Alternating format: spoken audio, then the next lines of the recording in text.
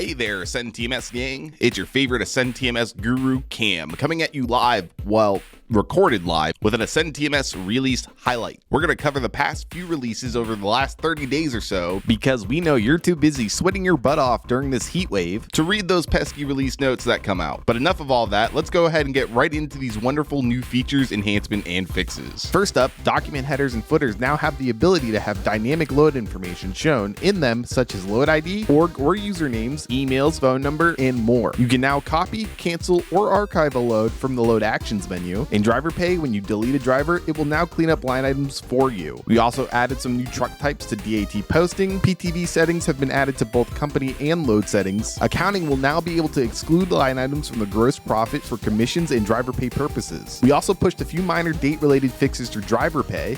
For intermodal and dray users, the container number and last free day will now show on the confirmation. We also fixed a mapping issue with truck types with truckstop.com and squashed a few other pesky gremlins as well. A link of the full release notes will be in the description below if you want to read them, that is. Well, that pretty much sums it up for us here at AscendTMS. We are working diligently around the clock to get you the features you ask us for and make the changes you need to make your day smooth sailing. Make sure you're subscribed to our YouTube channel to get your release highlights monthly, as well as our other training, how-to, and announcements the day that they happen. If you have any questions or want to schedule some training with our amazing support team members to learn any of these new features or enhancements, feel free to email us at support@inmotionglobal.com.